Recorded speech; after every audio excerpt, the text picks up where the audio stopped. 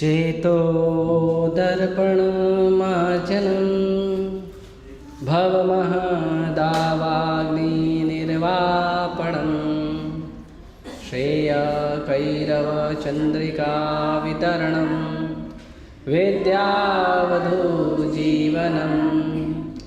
आनन्दं बुद्धिवर्धनं प्रतिपदं पूर्णामृतस्वादनं सर्वात्मस्नपनं परं विजयते श्रीकृष्णसङ्कीर्तनं नाम्ना कारिबहुधा निजसर्वशक्ति तत्रार्पिता नियमितः स्मरणेन कालः एतादृशी तव कृपा भगवन् ममापि दुर्दैवं विदृशं विहाजनि नानुरागः तृणादपि सुनिचेन तरोरिव सहिष्णुना अमानिन मानदेन कीर्तनीय सदा हरि न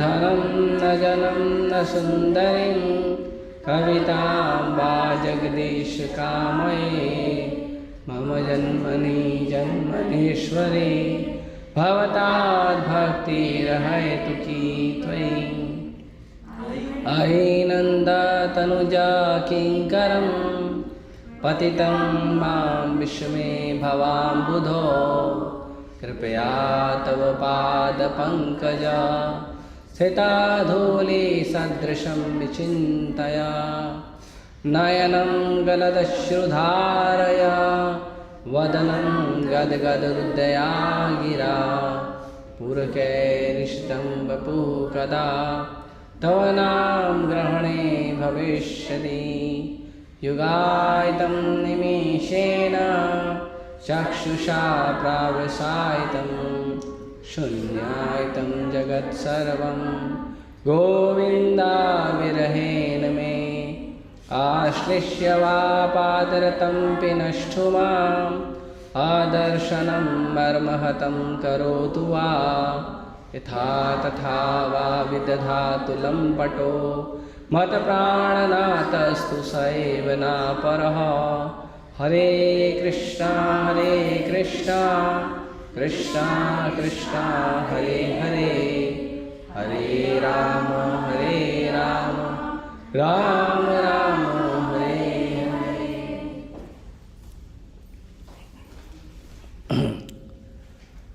भगवान नाम के जप में होने वाले 10 अपराध।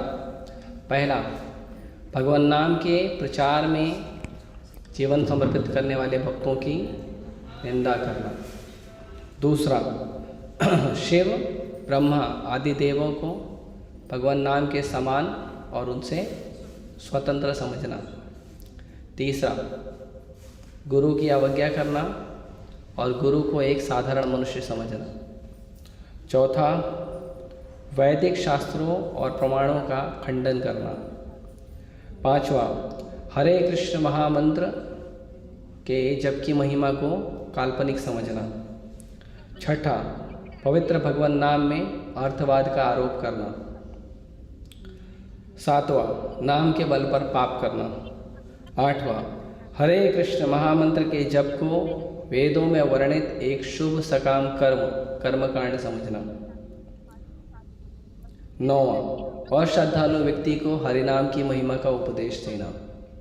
और 10वां, भगवान नाम के जप में पूर्ण विश्वास न होना और इसकी इतनी अगाध महिमा श्रवण करने पे भी भौतिक आसक्ति बनाए रखना।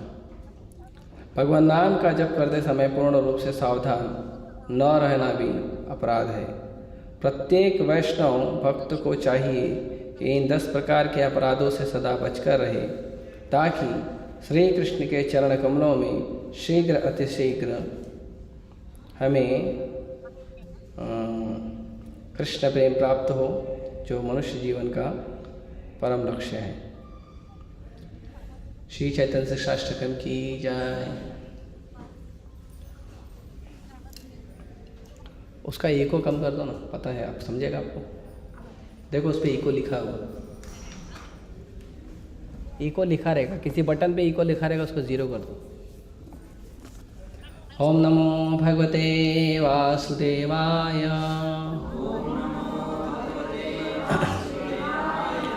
ओम नमो भगवते वासुदेवाय। ओम नमो भगवते वासुदेवाय। ओम अज्ञानतिमिरन्धस्य ज्ञानाञ्जनशलाकया चक्षुरोन्मिलितं येन तस्मै श्रीगुरवे नमः।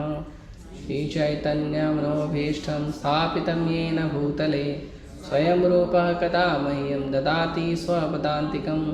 वन्देऽहं श्रीगुरो श्रीयुतापदकमलं श्रीगुरून् वैष्णवांश्च श्रीरूपं साग्रजातं सहगणरघुनाथान्वितं तं सजीवं साद्वैतं सावधूतं परिजनसहितं कृष्णचैतन्यदेवं श्रीराधाकृष्णपादान् सहगणललिता श्रीविशाखान्वितांश्च।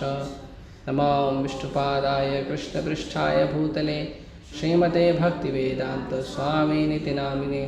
नमस्ते सारस्वते देवे गौरवाणी प्रचारिणे निर्विशेषशून्यवादी पाश्चात्यदेशतारिणे। नमो विष्णुपादाय कृष्णपृष्ठाय भूतले श्रीमते भक्तिसिद्धान्त सरस्वतीति नामिने। श्रीवार्षभानवी देवी दयिताय कृपाब्धये कृष्णसम्बन्धविज्ञानदायिने प्रभवे नमः। माधुर्योज्ज्वलप्रेमाढ्य श्रीरूपानुगभक्तिदा श्रीगौरकरुणाशक्ति विग्रहाय नमस्ते। नमस्ते गौरवाणी श्रीमूर्तये दीनतारिणे रूपानुगाविरुद्धाप सिद्धान्तद्वान्तहारिणे। नमो गौरकिशोराय साक्षाद् वैराग्यमूर्तये विप्रलम्बरसाम्बोधे पादाम्बुजाय ते नमः। नमो भक्तिविनोदाय सच्चिदानन्दनामिने गौरशक्तिस्वरूपाय रूपानुगवराय ते। गौराविर्भावभूमिस्त्वं निर्दिष्टा सज्जनप्रिय वैष्णव सार्वभौम श्रीजगन्नाथाय ते नमः। वाञ्छाकल्पतरुभ्यश्च कृपासिन्धुभ्यैव च पतितानां पावनेभ्यो वैष्णवेभ्यो नमो नमः। नमो महावदन्याय कृष्णप्रेमप्रदायते कृष्णाय कृष्णचैतन्य नाम्ने गौतुषे नमः। पंचतत्वात्मकं कृष्णं भक्तरूपस्वरूपकं भक्तावतारं भक्ताख्यं नमामि भक्तशक्तिकं। हे कृष्ण करुणा सिंधु दीनबंधु जगत्पते गोपेश गोपिकाकान्त राधाकान्त नमस्तुते। जयतां सुरतरुपङ्गो मम मन्दामतिर्गति मत्सर्वस्य पादाम्भोजो राधामदनमोहनो। दिव्यद्वन्द्वारण्यकल्पद्रुमादः श्रीमद्रत्नागारसिंहासनस्थौ श्रीमद्राधाश्रीलगोविन्ददेवो पृष्ठालिभिः सेवमानुस्मरामि। श्रीमान् रासरसारम्भी वंशीवट्टटस्थितः कर्षन्वेणुस्वनैर्गोपी गोपीनाथाय श्रीस्तुनः। तप्तकाञ्चन गौराङ्गी राधे वृन्दावनेश्वरी वृषभानुसुते देवी प्रणमामि हरिप्रिये। जय श्री कृष्ण चैतन्य प्रभु नित्यानंद श्री अद्वैत गदाधर श्रीवासादि गौरभक्तवृंद। हरे कृष्णा कृष्णा कृष्णा हरे हरे हरे राम राम राम हरे।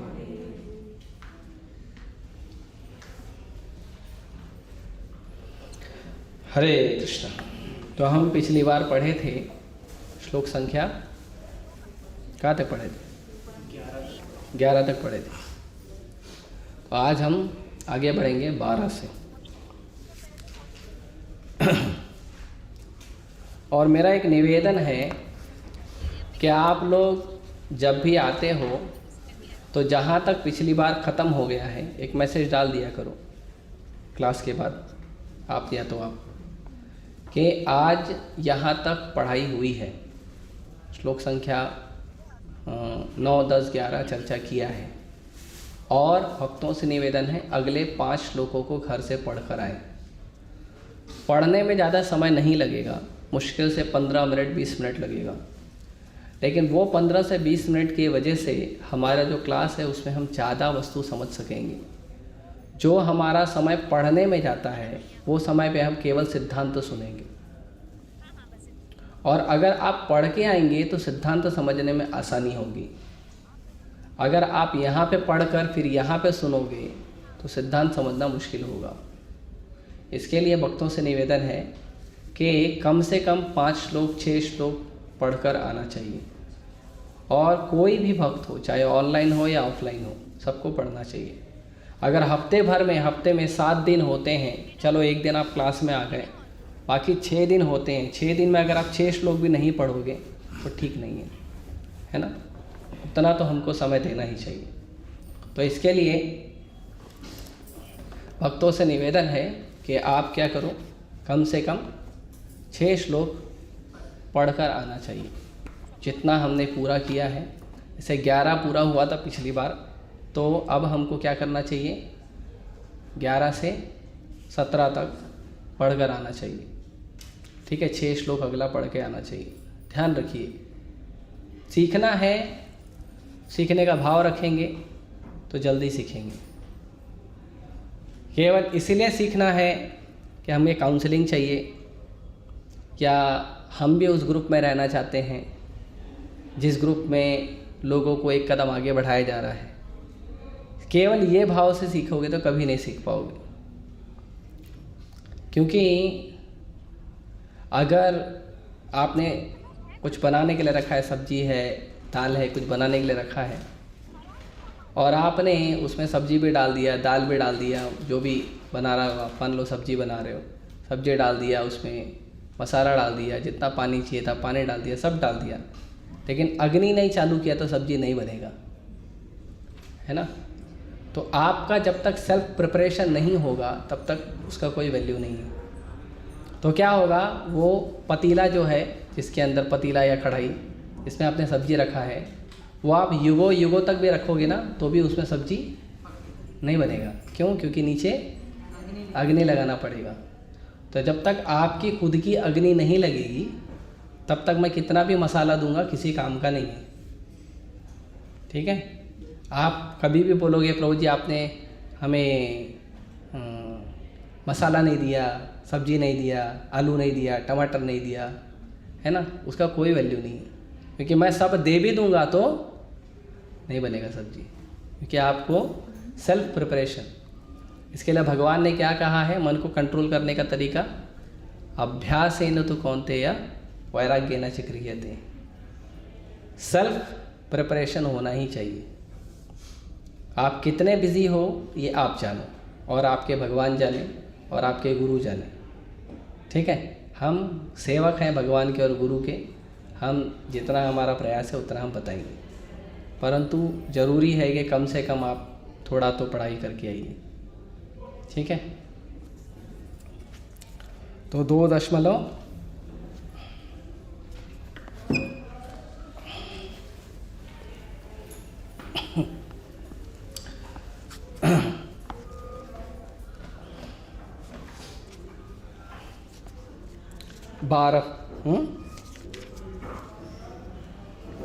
तो क्या करें, पढ़ें या आप लोग पढ़ लोगे पूरा 12 श्लोक आप पढ़ोगे?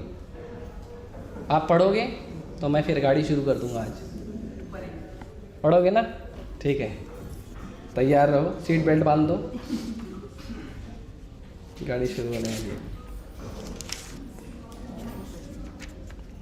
और जिन्हें ना समझ में आए ना, पूरा क्लास ख़त्म हो गया फिर नहीं समझ में आया, फिर रोज वापस क्लास रिपीट करो तो 1 घंटा और लग जाएगा। ठीक है, इसके लिए क्या करना चाहिए, रिकॉर्डिंग सुन लेना चाहिए, थोड़ा मेहनत खुद करना चाहिए, है ना। कभी कभी कुछ भक्त बोलते प्रभु जी वो आपने बताया था ना उसको वापस से रिपीट करो, और फिर मेरे को सोचना पड़ता है उसमें जितनी चीज़ है सब रिपीट करूँगा। कुछ सिद्धांत मैं बताता हूँ 10 मिनट 15 मिनट लगता है, अब आप बोलोगे क्वेश्चन आंसर के टाइम पे प्रभु जी वापस रिपीट करो तो फिर 15 मिनट बढ़ जाएगा, है ना। तो इसके लिए आप वापस सुन लीजिए तो अच्छा है। एसी चालू करवा दीजिए, गायब हो गए। न त्वेवाहं जातु नासं न त्वं नेमे जनाधिपः न च एव न भविष्यामः सर्वे वयमतः परम। तो यहाँ पे भगवान जो मायावाद का सिद्धांत है, जो सिद्धांत है कि अगर हम भक्ति साधना अच्छे से करेंगे तो आने वाले समय में हम भगवान से मिक्स हो जाएंगे, एकाकार हो जाएंगे, वो सिद्धांत को भगवान काटते हैं। क्योंकि कोई भी वस्तु आपको दी जाए सीखने के लिए या समझने के लिए, तो उसमें आपको सबसे पहले सीखना ये चाहिए कि उसमें क्या नहीं करना है या क्या जोखिम है। नहीं तो क्या करना है केवल सीख लोगे और जोखिम नहीं सीखोगे तो अचानक आपकी गाड़ी रुक जाएगी, अचानक आपका ब्रेक लग जाएगा।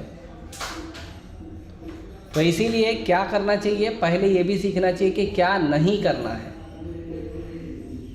कई बार आप भक्त लोगों को कहते हैं कि आप अच्छे से बैठिए, पूरा सीख लीजिए, तो कुछ भक्त बोलते हैं प्रभु जी आप खाली बता दीजिए क्या करना है, बाकी हम देख लेंगे। फिर जाता है सीख के, फिर गाड़ी रुक जाती है तो फिर फ़ोन करता है, प्रभु जी मेरी गाड़ी रुक गई है, क्या करूं? है ना।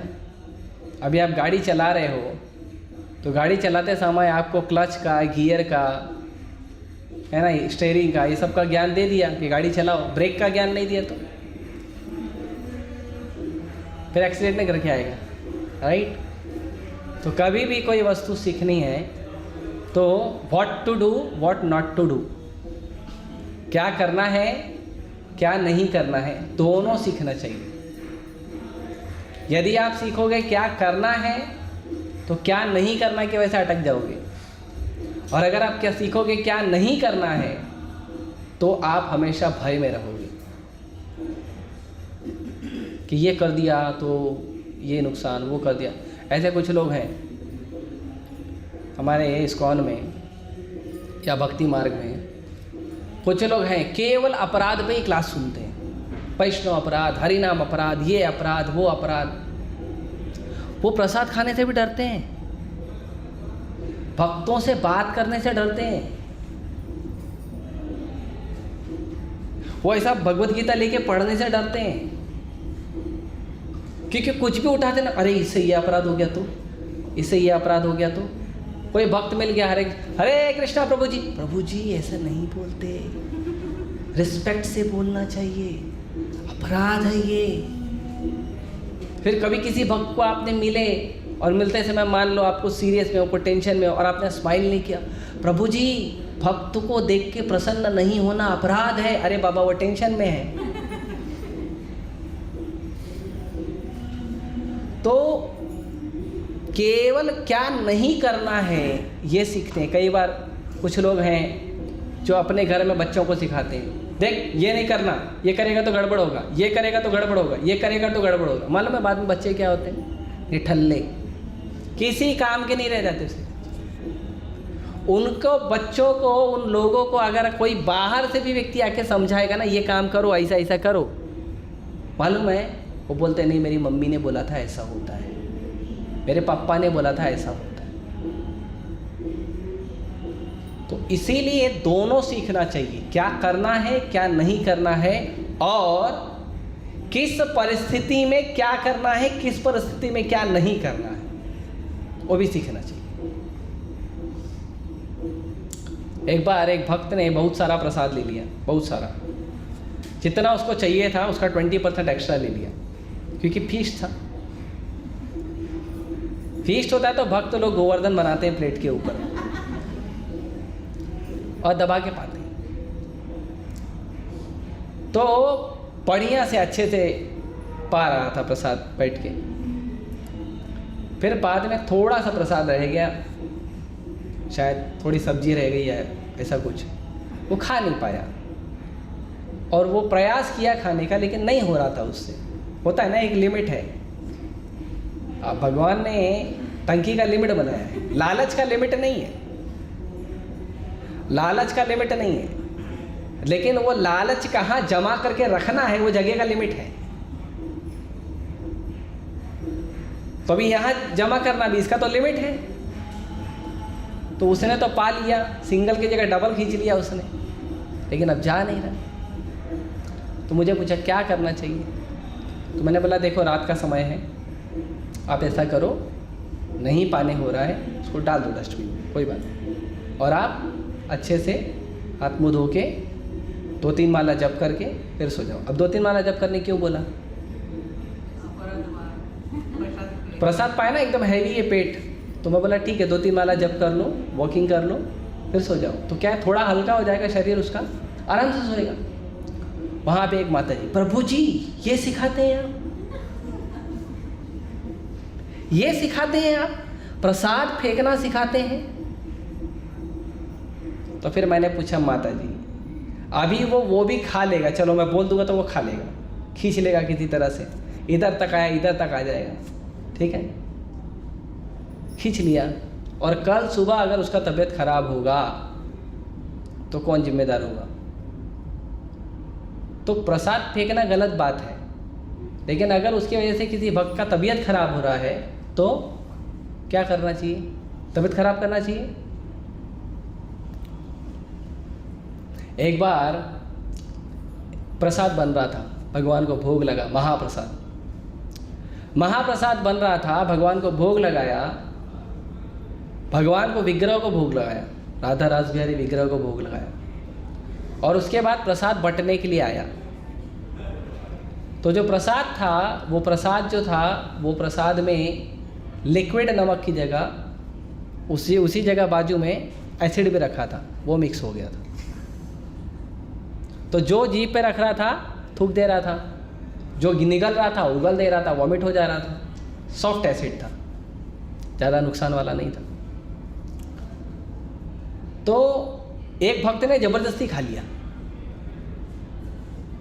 और वो हमारे मंदिर में एक बड़े भक्त का सेवा कर रहा था, ज़बरदस्ती खा लिया, नहीं महाप्रसाद नहीं फेंकूंगा, ठीक है मत फेंको। वो प्रसाद पाने के बाद उल्टी तो किया, 4 दिन तक मोशन भी किया,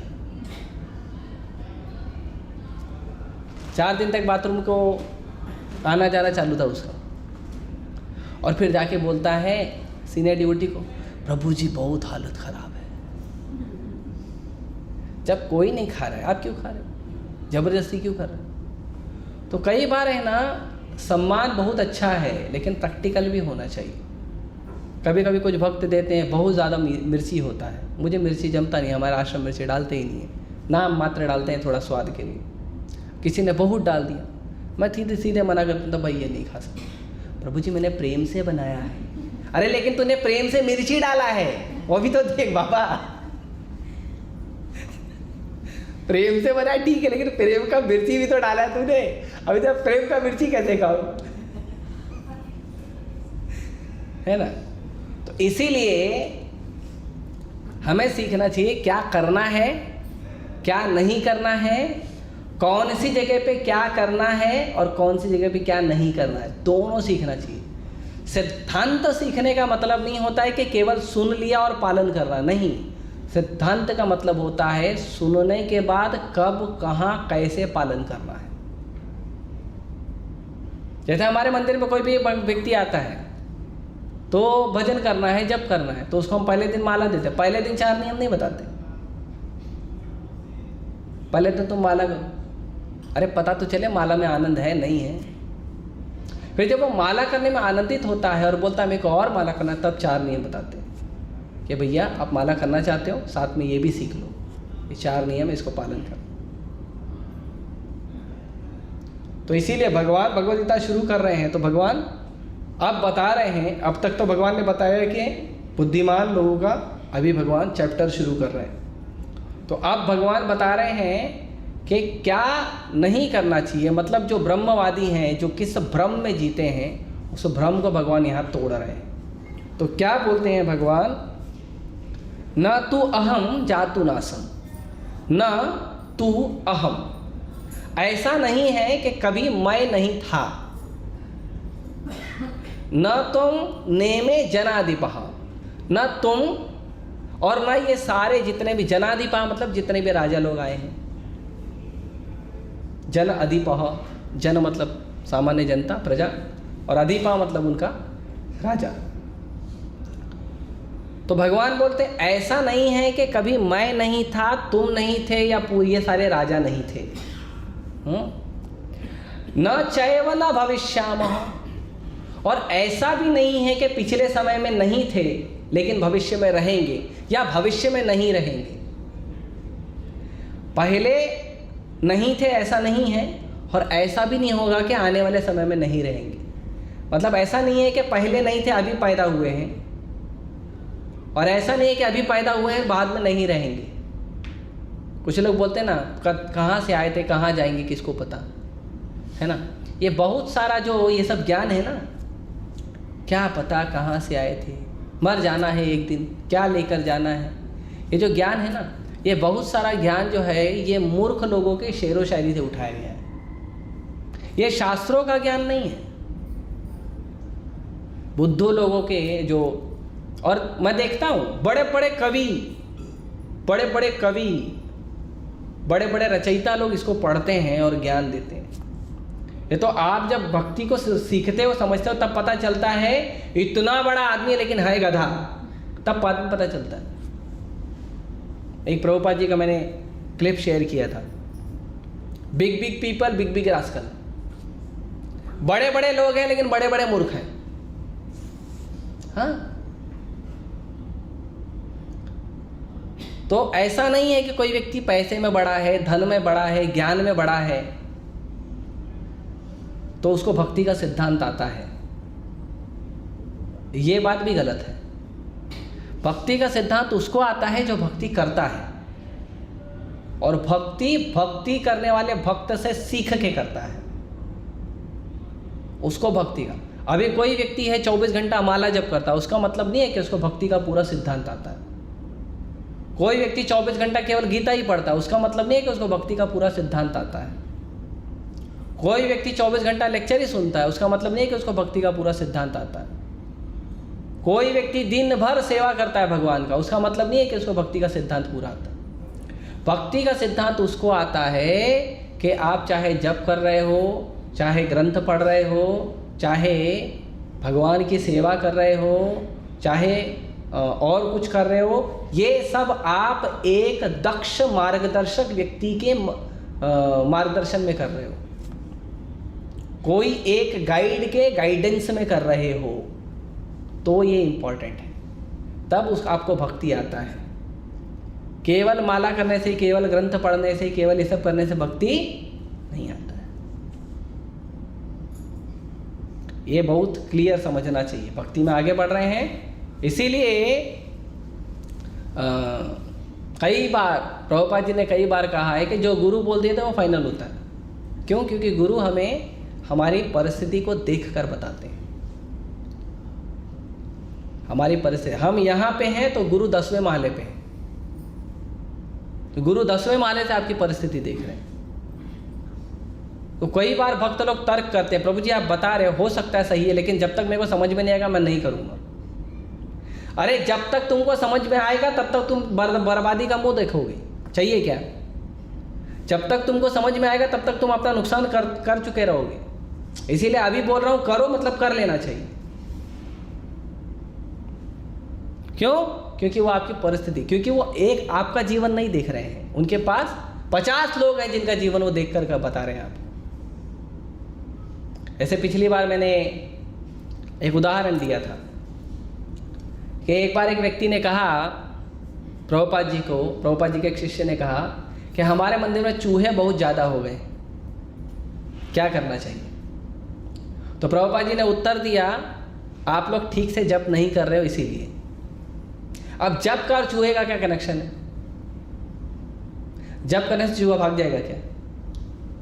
ये प्रभुपाद जी ने तो बोला है ना।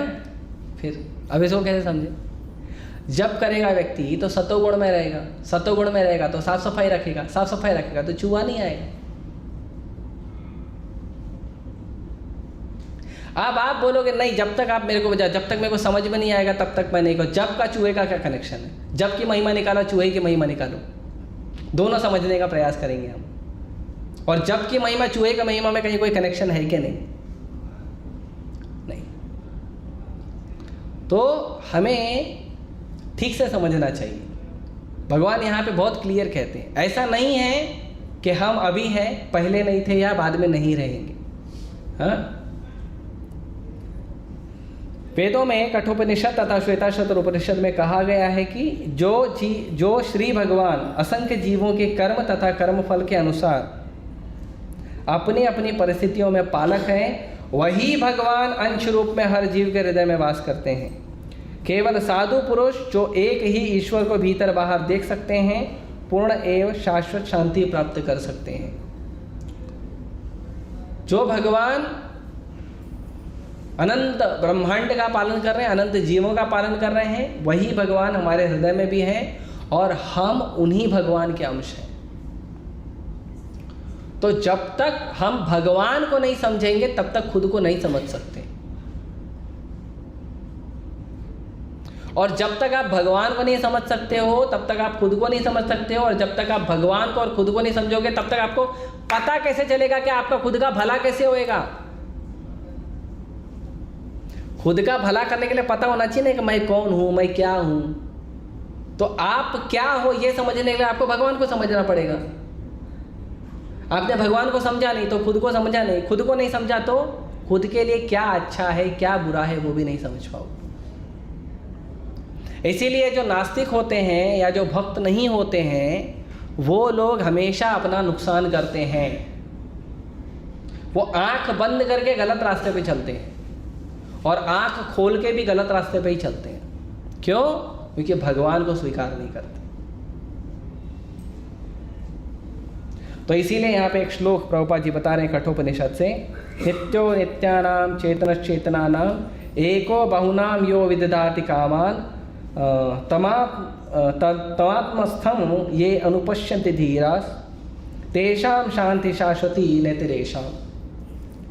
तो प्रभुपाद जी कहते हैं कि नित्यो नित्यानाम, दो नित्य हैं, एक भगवान नित्य है और एक हम नित्य है। दोनों नित्य हैं। भगवान और हम हमेशा शाश्वत हैं, हमेशा अमर हैं, कभी नहीं मरते। लेकिन उसमें एको बहुनाम, एक जो है वो बहु है और बाकी सब लघु है। एको बहुनाम विदधाति कामान। तो एक जो व्यक्ति है वो बहु है और वो सबका पालन करता है, बाकी सब लघु है और वो पालन होते हैं। तो इसीलिए जो भगवान को समझते हैं वो भगवान को समझने के कारण खुद को समझते हैं। इसीलिए जब भी कहा गया है कि आत्म साक्षात्कार का विज्ञान, तो वहाँ पे पहले भगवान का ज्ञान दिया जाता है, खुद का ज्ञान बाद में दिया जाता है। क्योंकि जब भगवान को समझोगे तब खुद को समझोगे।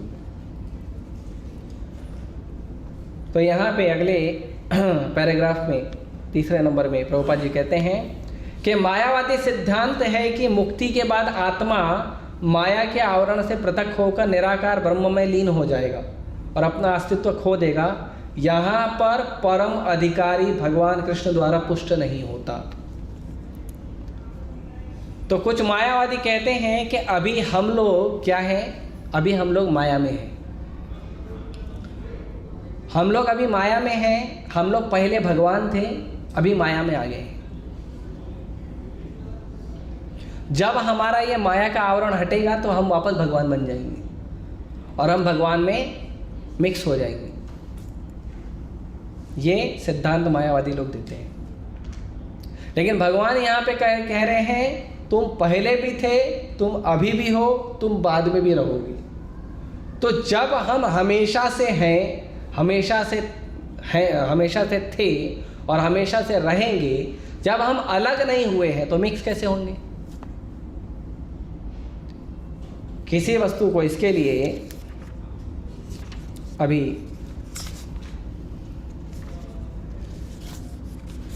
कुछ श्लोक बाद आएगा,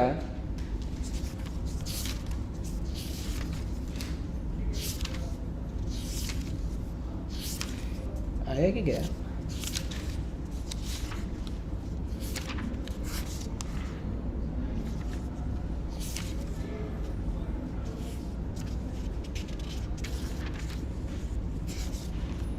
कहाँ पे वो नयनम छिन्दन्ति शस्त्राणि गया क्या? पहले पढ़ लिया? पहले तो नहीं पढ़ा। बाद में तो भगवान इसके लिए बहुत क्लियर बोलते हैं, नयनम छिन्दन्ति शस्त्राणि, कि तुम अस्त्र शस्त्र से काटे नहीं जाओगे, हवा से सुखाए नहीं जाओगे, 220 पानी से भिगाए नहीं जाओगे और अग्नि से जलाए नहीं जाओगे। ठीक से बैठो, ठीक से बैठो। स्कूल में बैठे थे कि नहीं? सीखा था कि नहीं स्कूल में कैसे बैठते हैं? वैसे बैठना चाहिए ना, गुड बॉय की तरह।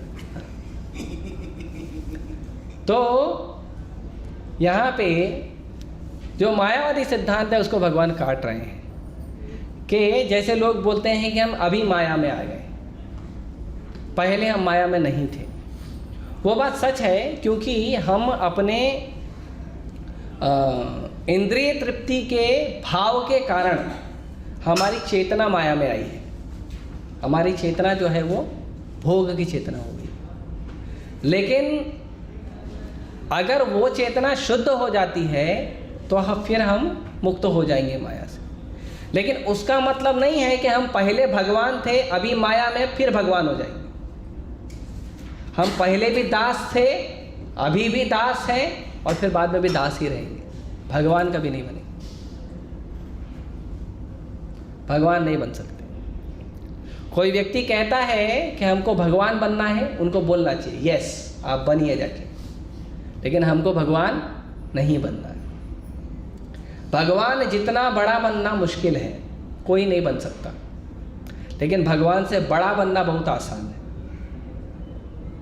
कैसे? भगवान का भक्त बन के। भगवान का भक्त बनना जो है, भगवान अपने से बड़ा पद देते हैं अपने भक्तों को, अपने से ज़्यादा सम्मान देते हैं अपने भक्तों को। प्रभुपाद जी एक बार कहते हैं कि दुनिया के लोग भगवान बनना चाहते हैं, हम भगवान का बाप बनना चाहते हैं। हम भगवान को खिलाते हैं, पिलाते हैं, नहलाते हैं, धुलाते हैं, कपड़े पहनाते हैं। कौन करता है? माँ बाप करते हैं, है ना? तो यहाँ पे अब यहाँ पे कुछ तर्क बता रहे हैं मायावादियों का। मायावादी यह तर्क कर सकते हैं कि कृष्ण द्वारा कथित अस्तित्व आध्यात्मिक न होकर भौतिक है ना? कि भगवान जो बोल रहे हैं कि पहले भी था, अभी भी है, बाद में भी रहेगा, तो भौतिक तत्व है। भौतिक तत्व क्या है? पहले रहता है, फिर उसका विनाश होता है, फिर बनता है, फिर विनाश होता है, फिर बनता है ना? तो वैसा है। स्वीकार कर लें, अगर ये भी स्वीकार कर लें, फिर भी कोई कृष्ण के अस्तित्व को किस प्रकार पहचानेगा? कृष्ण भूतकाल में अपने अस्तित्व की पुष्टि करते हैं और भविष्य में भी अपने अस्तित्व की पुष्टि करते हैं। कृष्ण बोल रहे हैं कि मैं पहले भी था, अभी भी हूँ, बाद में भी रहूँगा। ये कोई प्रधानमंत्री का सीट नहीं है कि 5 साल के बाद इलेक्शन लड़ने के बाद मैं भी प्रधानमंत्री बन जाऊँगा। क्या मुख्यमंत्री का सीट नहीं है? भगवान का सीट जो है वो परमानेंट रहता है, वो कभी चेंज नहीं होता है। भगवान सदा भगवान है और जीव सदा भगवान का दास है। जीव कभी भगवान नहीं बन सकता, जीव भगवान का दास ही बनता है। तो इसीलिए भगवान यहाँ पे कहते हैं न तू अहम, अहम मतलब मैं, और 2 बार बोले न तू अहम न तू अहम, तुम भी मैं भी, तुम भी मैं भी।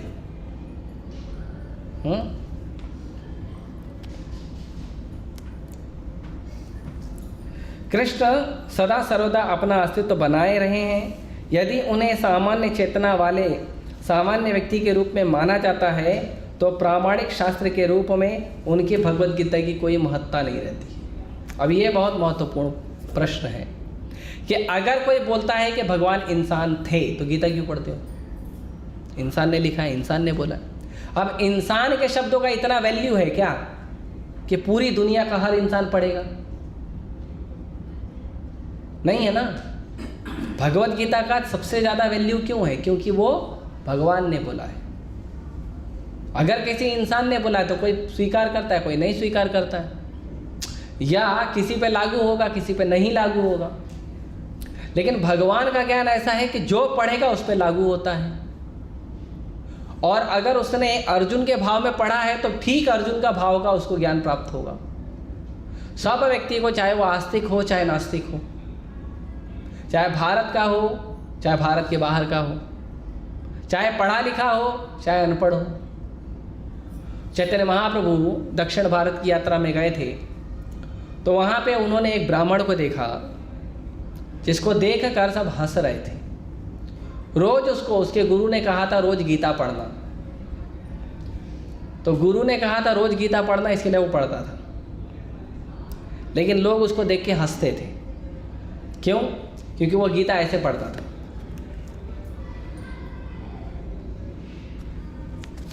और वो कुछ श्लोक सही बोलता था, कुछ श्लोक गलत बोलता था, क्योंकि पढ़ना नहीं आता था। कहीं से कुछ श्लोक सुन लेता था, उसी को रिपीट करता था, सही बोलता था, गलत बोलता था। तो सब लोग वहाँ पे उसके ऊपर हंसते थे। गीता पढ़ना नहीं आता, पढ़ा लिखा नहीं है, फिर भी पढ़ता है।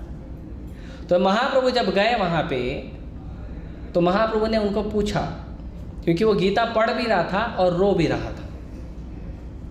तो महाप्रभु ने उनको पूछा कि आप गीता पढ़ रहे हो और लोग हंस रहे हैं, ऐसा क्यों? तो ब्राह्मण ने जवाब दिया कि मुझे पढ़ना नहीं आता है, इसीलिए अगर मैं पढ़ रहा हूं तो लोग हंस रहे हैं। तो महाप्रभु पूछे जब पढ़ना नहीं आता है तो क्यों पढ़ रहा है? तो उसने कहा क्योंकि मेरी गुरु की आज्ञा है, इसीलिए पढ़ रहा हूं।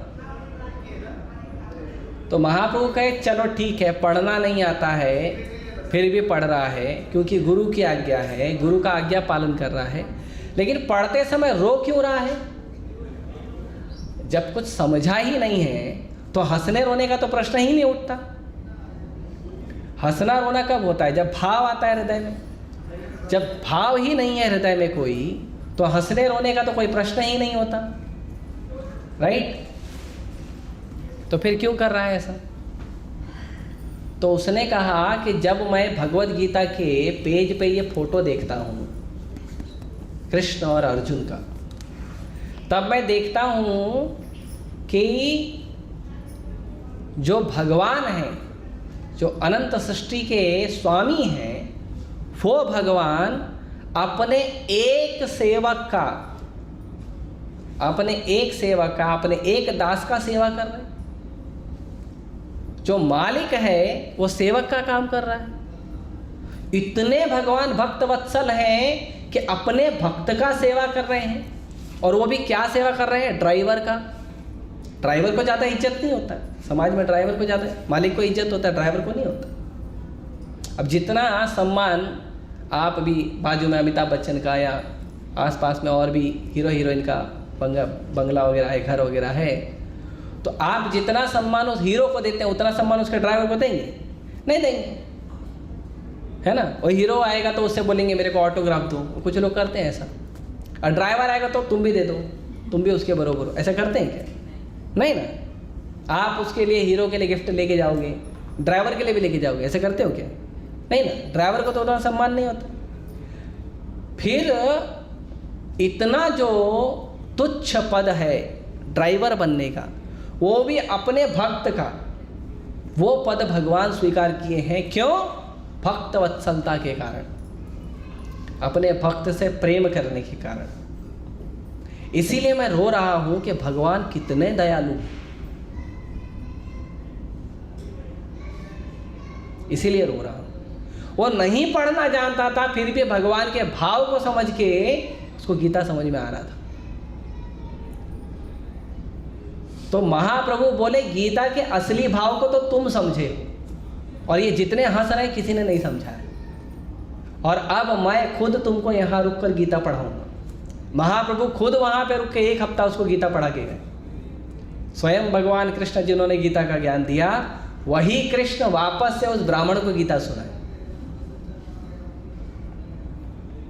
तो इसमें कई चीजें महत्वपूर्ण है। पहला तो सेवा नहीं आता है, लेकिन फिर भी करना चाहिए। क्यों? क्योंकि अगर आपको आज्ञा मिली है गुरु की तो करना चाहिए। आपको कुछ नहीं आता है, करिए और सीखने का प्रयास करिए। क्योंकि अगर आपको आज्ञा प्राप्त हुई है तो भगवान आपको कुशलता भी देंगे, हुनर भी देंगे। लेकिन अगर आप बार बार जिद करोगे कि मेरे अंदर कोई कला कौशल नहीं है और मैं नहीं करूँगा, तो जो कृपा आ रही है उस सेवा के माध्यम से वो आप खो दोगे, वो कृपा नहीं मिली। क्योंकि आपको भक्ति में बढ़ने के लिए कौन सी कृपा की आवश्यकता है ये गुरु जानते हैं, भगवान जानते हैं। लेकिन अगर आपको कोई सेवा दी गई और उसमें आप ये काट छाट करोगे कि मुझे ये आता है ये नहीं आता है, तो फिर वो जो कृपा आ रही है वो जो आपको आता है उसमें तो मिल जाएगी, जो नहीं आता है उसमें भी कृपा है वो नहीं मिलेगी।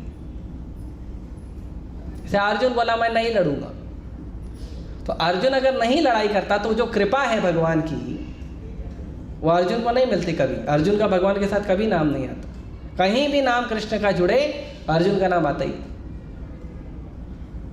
अर्जुन को कहीं भी अर्जुन नाम बोले तो तुरंत नाम आता है, कृष्ण का फ्रेंड है, कृष्ण का सेवक है। तो हमें नहीं भी आता है, समझ में नहीं आ रहा है, या सेवा करने नहीं आता है, या पता नहीं है, आप सेवा उठा लीजिए। उसके बारे में जितनी जानकारी है, जितनी बुद्धि है, जितना समझ है, जितना कला कौशल है, सब कृष्ण देंगे, सब देंगे। आप शुरू करिए। पहली बात तो जो गुरु होते हैं वो आपके अंदर गुण देखते हैं, उसके अनुसार ही सेवा देते हैं। लेकिन आपको कभी कभी ऐसा होता है कि आपके अंदर गुण है लेकिन आपको भरोसा नहीं है कि मैं कर सकता हूं, लेकिन गुरु कह रहे हैं करने के लिए, तो ठीक है, गुरु के शब्दों को मानकर करना शुरू करिए और आप सफल होंगे। आप सफल इसलिए नहीं होंगे कि आप सीख गए या आपको आ गया,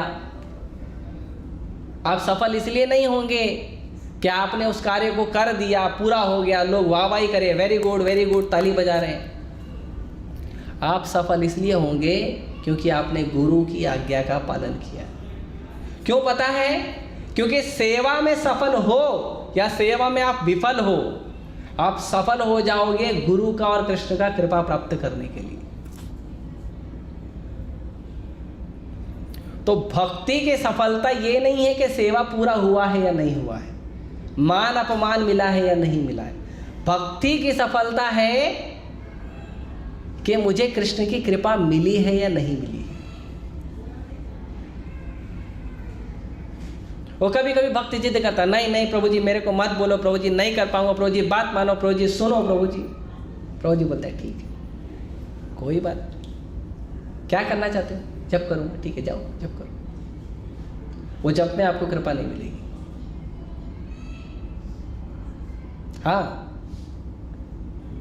आपको सेवा दी गई है, आप बोलोगे नहीं करूंगा, मैं जप करूंगा, जाओ जप करो, जप में कृपा नहीं मिलेगी। बहु जन्म करी यदि श्रवण कीर्तन, तबु तबे न पाए कृष्ण पदे प्रेम धन। परम पूज्य गोपाल कृष्ण गोसाई महाराज का बहुत फेमस डायलॉग था। बहुत जन्मों तक आप करते रहो हरे कृष्ण महामंत्र का जप, गीता भागवत पढ़ते रहो, श्रवण कीर्तन करते रहो, कि भक्ति बढ़ जाएगा, नहीं बढ़ेगा। गुरु नहीं प्रसन्न है, सेवा नहीं कर रहे हो, और आपके हरिनाम जप का जो आपको आत्म साक्षात्कार है, रियलाइजेशन है, आपके गीता भागवत श्रवण और कीर्तन का जो आपका रियलाइजेशन है, वो रियलाइजेशन परफेक्ट होता है सेवा करने से।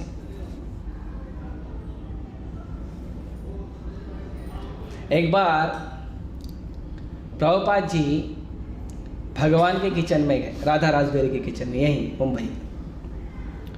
तो प्रभुपाद जी के एक शिष्य हैं, वो किचन से बाहर जा रहे थे। तो प्रभुपाद जी ने बोला कहाँ जा रहे हो? जाओ पूड़ी फ्राई करो। तो उन्होंने कहा, प्रभुपाद जी, दोपहर का समय था, उन्होंने कहा प्रभुपाद जी मैं सुबह से किचन में ही सेवा कर रहा हूँ, एक माला भी जप नहीं हुआ है मेरा, एक माला नहीं हुआ। प्रभुपाद जी माला तो कर लो, फिर करता हूँ सेवा, क्या गलत बोला? प्रभुपाद जी ने बोला you go and fry the puri, I will chant your rounds. तुम जाओ पूरी फ्राई करो, तुम्हारा माला मैं जप करूंगा।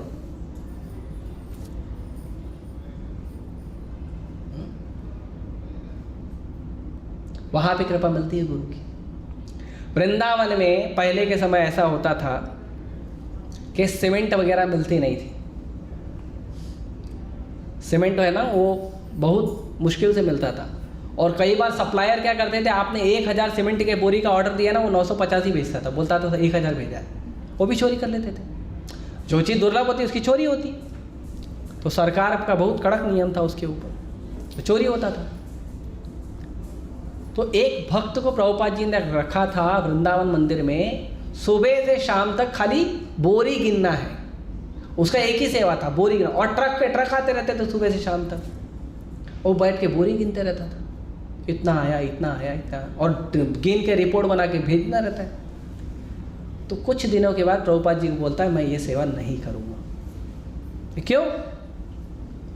बोलता है प्रभुपाद जी मेरा जप नहीं होता है, ये बोरी गिनते रहता हूँ, माला कब गिनूंगा। तो प्रभुपाद जी ने कहा तुम्हारा माला गिनना तुम्हारा बोरी गिनना ही है, तुम पूरा बोरी गिनो तुम्हारा माला गिनना हो जाएगा।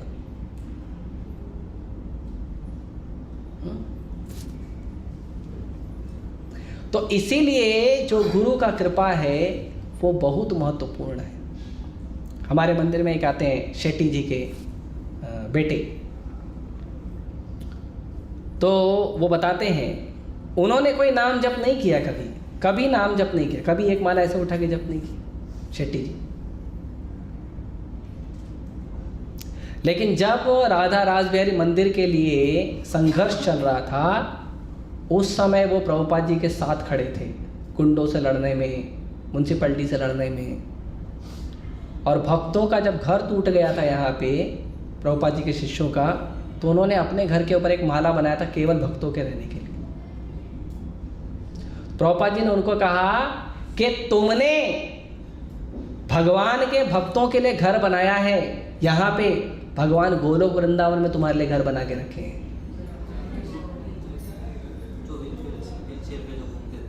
उनके बेटे आते हैं शेट्टी जी, अभी बेटे आते हैं, शेट्टी जी शरीर छोड़ दिए, बेटे आते हैं।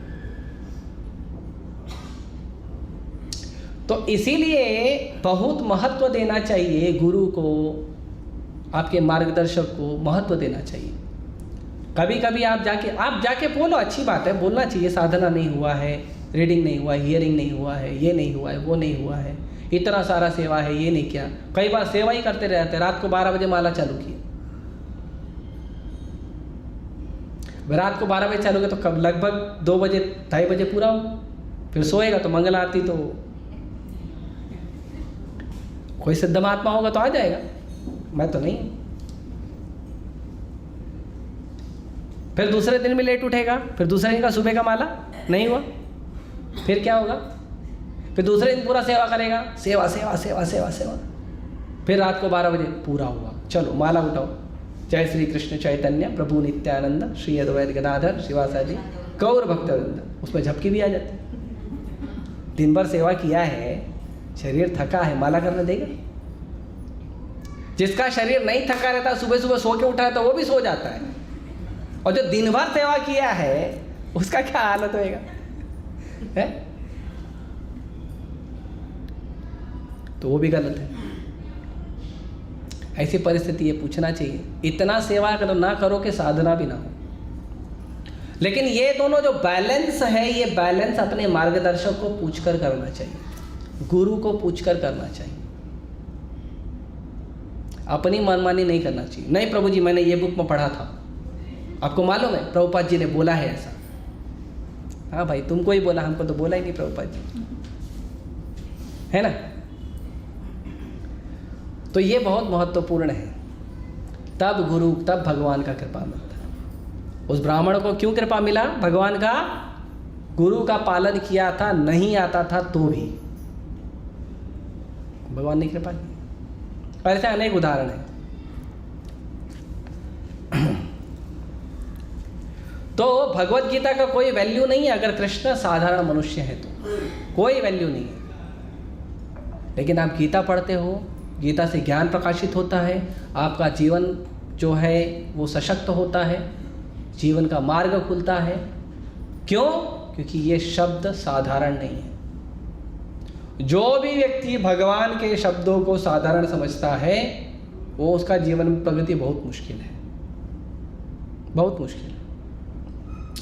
अगर मान लो आपको भगवान के शब्द साधारण लगते भी हैं, केवल गुरु के कहने पे उन शब्दों को स्वीकार करके करोगे ना तो भी भगवान कृपा कर देंगे। जैसे अमेरिका, यूरोप, ये सब जगह जब प्रभुपाद जी ने प्रचार किया, प्रभुपाद जी को उनके शिष्य बोलते थे हम कृष्ण को नहीं जानते, हम कृष्ण भगवान है नहीं है हमको नहीं मालूम, हम तुमको जानते हैं, हमने तुमको देखा है।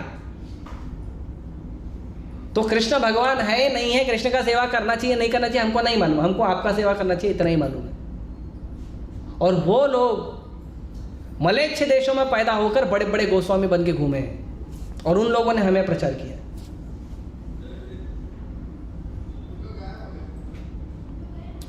तो कृष्ण के शब्द साधारण नहीं है, गीता साधारण नहीं है, और कृष्ण के शब्दों का प्रचार करने वाला भी साधारण नहीं है।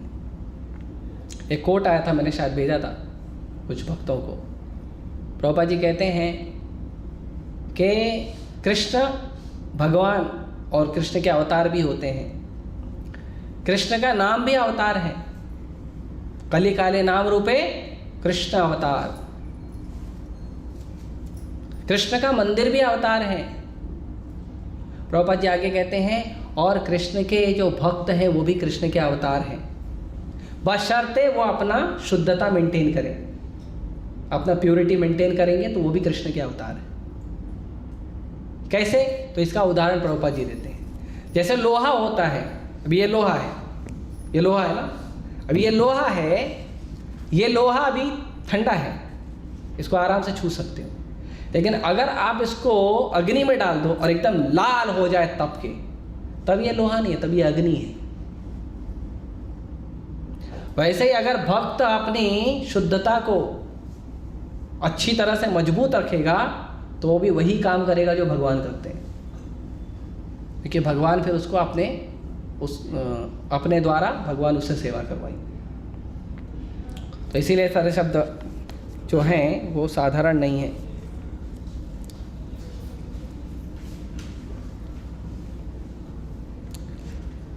गीता ऐसे साहित्य से ऊपर है। एक सामान्य व्यक्ति मनुष्य के 4 अवगुणों के कारण श्रवण करने योग्य शिक्षा देने में असमर्थ रहता है। गीता ऐसे साहित्य से ऊपर है। कोई भी संसारी ग्रंथ गीता की तुलना नहीं कर सकता। श्री कृष्ण को सामान्य व्यक्ति मान लेने पर गीता की सारी महत्ता जाती रहती है। इसलिए मायावादी का तर्क है कि श्लोक में वर्णित द्वैत लौकिक है और शरीर के लिए प्रत्युक्त है, किंतु इससे पहले वाले श्लोक में ऐसी देहात्म बुद्धि की निंदा की गई है। अब कोई बोलेगा कि अगर ये जो बात है ये शरीर के लिए बोला गया है, तो प्रभुपाद जी बोलते हैं इसके पहले वाले श्लोक में भगवान ने बोला है कि शरीर की चिंता नहीं करनी चाहिए। शरीर की बुद्धि को भगवान ने पहले ही कैंसिल कर दिया है। तो भगवान ने शरीर की बुद्धि को कैंसिल किया तो फिर से शरीर की बात भगवान नहीं कर रहे हैं। अतः यह अस्तित्व आध्यात्मिक आधार पर स्थापित है और इसकी पुष्टि रामानुजाचार्य तथा अन्य आचार्यों ने की है। गीता में कई स्थलों पर इसका उल्लेख है कि यह आध्यात्मिक अस्तित्व केवल भगवत भक्तों द्वारा किया है। ये जो वो भगवान बता रहे हैं ये किसको समझेगा? केवल भगवान के भक्तों को, सबको नहीं समझेगा। और इसके लिए भक्ति सिद्धांत महाराज का उदाहरण देते हैं। भक्ति सिद्धांत महाराज को जब लोग पूछते थे कि भक्ति, कभी कभी कुछ लोग प्रयास करते हैं भक्ति करने का, ऐसे बाहर के लोग हैं वो भी नाम जप करते हैं, वो भी गीता भागवत पढ़ते हैं, तो समझते क्यों नहीं है? तो भक्ति सिद्धांत महाराज बोलते थे कि शहद का जो बॉटल है उसको बाहर से चाटने पे आपको शहद का ज्ञान नहीं होगा, शहद का स्वाद नहीं मिलेगा। ऐसे भक्ति को बाहर ही बाहर करने से आपको उसका ज्ञान नहीं मिलेगा। भक्ति को ठीक से करना पड़ेगा, ढक्कन खोलना पड़ेगा। गुरु है तुम्हारा ढक्कन खोलेंगे भक्ति का है, ढक्कन खोलना पड़ेगा गुरु की कृपा से, वैष्णव की कृपा से, और फिर शहद निकालना पड़ेगा तपस्या करके, साधना करके, तब शहद चखोगे, तब शहद चखा जाएगा। इसीलिए गीता ऐसी समझ में नहीं आएगी। आपको भगवत गीता लिया है, वेरी गुड, भक्तों के पास आइए, जो व्यक्ति ने गीता पढ़ा है, समझा है, उसके पास आइए।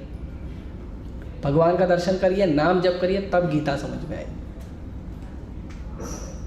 गीता ऐसे ही अपनी मर्जी से समझ में आने वाली वस्तु नहीं है।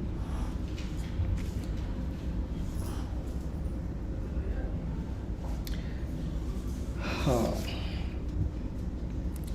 इसी प्रकार भगवत गीता के रहस्य को केवल भक्त ही समझते हैं, अन्य कोई नहीं। जैसा कि इसके 4th अध्याय में कहा गया है, न ही गीता का स्पर्श ऐसे लोग कर पाते हैं जो भगवान के अस्तित्व का ही विरोध करते हैं।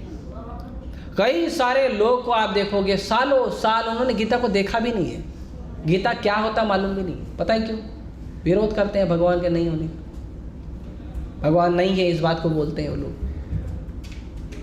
तो ऐसे लोग जो भगवान को स्वीकार नहीं करते ना, उन तक गीता पहुंचती भी नहीं है। हम लोगों ने इतने सारी गीता बांट दी है, इसका मतलब नहीं है कि सबके पास पहुंच गई, नहीं पहुंची। भगवान किसके पास जाएंगे? भगवान के ज्ञान गीता किसके पास जाएगी? अरे बोल, उनको बुला, मोबाइल ले लो उनसे, जाओ माता लेके आओ। नहीं, मोबाइल लेके आओ, उनको बोलो बाहर बैठे बिना मोबाइल के। अच्छी बात नहीं है, मेरे सामने होगा तो मैं मना करूँगा। तो हमें जो है, अगर गीता को ठीक से समझना है तो कृष्ण की कृपा, गुरु की कृपा होनी चाहिए, वैष्णव की कृपा होनी चाहिए। अगर हमारे पास भगवत गीता आ गई है, हमें हरिनाम मिल रहा है, हम रोज़ जप कर पा रहे हैं, प्रसाद पा रहे हैं, घर में विग्रह आ गए हैं, विग्रह की पूजा कर रहे हो या फोटो की पूजा कर रहे हो, तो इसका मतलब कृपा है आपके ऊपर। आप प्रश्न ही नहीं कर सकते हो कि भगवान की कृपा मुझ पे नहीं हो रही है। बिना कृपा के आपके हाथ में माला घूमेगा ही नहीं, बिना कृपा के आप गीता उठा ही नहीं पाओगे, पकड़ ही, स्पर्श भी नहीं कर पाओगे, पड़े रहेगा आपके अलमारी में, छू भी नहीं पाओगे। हाँ, ये प्रभुपाद जी कह रहे हैं, न ही गीता का स्पर्श ऐसे लोग कर पाते हैं जो भगवान के अस्तित्व का विरोध करते हैं।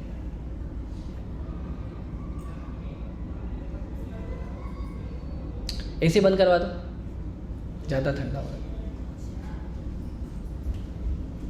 है। अतः मायावादियों द्वारा गीता की व्याख्या मानो समग्र सत्य का सरासर भ्रामक निरूपण है। भगवान चैतन्य ने मायावादियों द्वारा की गई गीता की व्याख्याओं को पढ़ने का निषेध किया है और चेतावनी दी है कि जो कोई ऐसे मायावादी दर्शन को ग्रहण करता है वह गीता के वास्तविक रहस्य को समझ पाने में असमर्थ रहता है।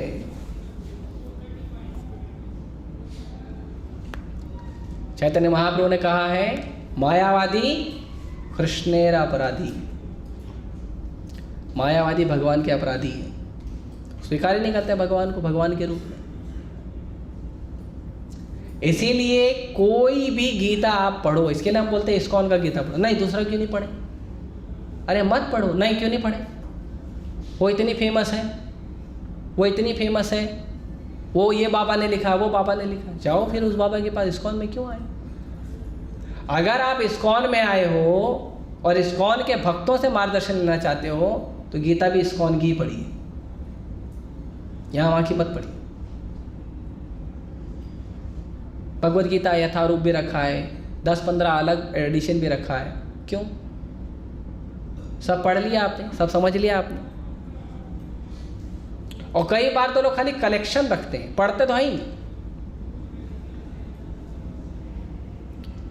तो अगर आपको सच में भक्ति करना है तो एक पुस्तक भगवत गीता को ही रखिए, 10 अलग अलग जैसे गीता उठा के मत रखिए।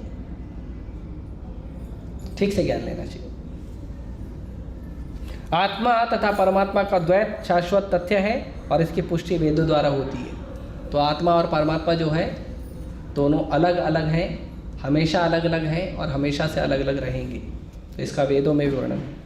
ठीक है, एक और करेंगे, आज 2 ही होगा। देहिनो अस्मिन् यथा देहे कौमारं यौवनं जरा तथा देहांतर प्राप्ति धीरस्तत्र न मुह्यति। तो इसमें कह रहे हैं भगवान, जिस प्रकार शरीरधारी आत्मा इस वर्तमान शरीर में बाल्यावस्था से तरुणावस्था में और फिर वृद्धावस्था में निरंतर अग्रसर होता रहता है, उसी प्रकार मृत्यु होने पर आत्मा दूसरे शरीर में चला जाता है। धीर व्यक्ति ऐसे परिवर्तन से मोह को प्राप्त नहीं होते। तो अब यहाँ पे एक और ज्ञान दे रहे हैं कि मृत्यु पे शोक मत करिए। किसी का भी मृत्यु हो रहा है, कोई मर गया है या मरने वाला है, चिंता नहीं करना चाहिए। क्यों? हर व्यक्ति अपने अपने कर्मों से आए। आप किसी का कर्म चेंज कर सकते हो क्या? आप किसी का मृत्यु रोक सकते हो क्या? अपना नहीं रोक सकते। प्रभुपाद जी बोलते हैं वैज्ञानिक लोग हैं, पोस्ट डेटेड चेक देते हैं, 300 साल बाद पानी का निर्माण हो जाएगा विज्ञान के द्वारा। तुम जिंदा रहेगा 300 साल? डॉक्टर हैं, बोलेंगे भगवान को मत मानो, श्रद्धा में भगवान में श्रद्धा मत रखो, डॉक्टर के पास जाना चाहिए, खाली भगवान भगवान करने से कुछ नहीं होता है। तो तुम भी तो बचा नहीं पाते हो लोगों को। डॉक्टर कहाँ बचा पाते हैं? और यही डॉक्टर लोग स्कूल में जो डॉक्टरी का पढ़ाई करते हैं, मेडिकल का पढ़ाई करते हैं, उनको सिखाते हैं आत्मा नहीं होती है, भगवान नहीं होते हैं, सब डॉक्टर है, सब केमिकल से बना हुआ है। लेकिन आप ध्यान दीजिए, हर हॉस्पिटल में एक मंदिर मिलेगा। अरे पागल आदमी, जब भगवान होते ही नहीं है तो हॉस्पिटल में मंदिर क्यों बनाया? और जब डॉक्टर से कुछ नहीं होता तो डॉक्टर क्या बताता है? तो फिर भगवान का नाम क्यों लेता है? ऐसे लोग, धूर्त लोग हैं संसार में। ये धूर्त को अंग्रेजी में रास्कल बोलते हैं, इसीलिए प्रभुपाद जी सबको रास्कल बोलते थे। धूर्त मतलब उसको पता है वो गलत कर रहा है, उसको पता है वो दूसरों को गलत ज्ञान दे रहा है, लेकिन अपने अहंकार को अपने नाम बनाने के लिए, अपनी इज्जत बनाने के लिए, पैसा कमाने के लिए गलत जानबूझ के करता है। इसको रास्कल बोलते हैं, धूर्त बोलते हैं। हाँ, एक बार मैं बताया हूँ कई बार, मैं कोटा में पुस्तक वितरण कर रहा था, तो एक बड़ा मेडिकल कॉलेज था, लगभग कॉलेज नहीं कोचिंग था, लगभग 17-18 हज़ार बच्चे पढ़ते थे उस कोचिंग में। मैं खड़े होकर पुस्तक वितरण कर रहा था, तो कई बच्चे आगे लेके जा रहे थे, हम आधी कीमत में दे रहे थे। उस समय गीता 100 रुपये में थी, तो हम 50 रुपये में दे रहे थे। तो उसी कोचिंग के 2 प्रोफेसर गाड़ी से आए थे, तो आया तो एक आके खड़े हो गया, ये क्या दे रहे हो? अब मेरा आदत है, कोई उल्टा बोलता है तो मैं भी सीधा नहीं बोलता हूँ, तो मतलब देख लो क्या कर रहा हूँ। तो बोलता अरे बच्चे लोग गीता उता पढ़ेंगे, मतलब पढ़ तो रहे। बोलते अरे ये कोचिंग वोचिंग पढ़ाई का है, यहाँ पे बच्चे मेडिकल पढ़ेंगे या तुम्हारा गीता पढ़ेंगे? बोला भैया पढ़ तो रहे हैं, मैं देख रहा हूँ, इसके लिए मैं खड़ा हूँ। मेरा तो धंधा हो रहा है तो मैं खड़े रहूँगा ना। हो रहा है मतलब लोग ले रहे हैं, पढ़ रहे हैं। बोलता है यहाँ बच्चे हैं ना मेडिकल का पढ़ाई करने आते हैं, गीता का पढ़ाई करने नहीं आते, गीता उता दो मत। तो मैंने अच्छा मेडिकल में किस चीज़ की पढ़ाई होती है? तो मुख्यतः बायोलॉजी की होती है, बायो।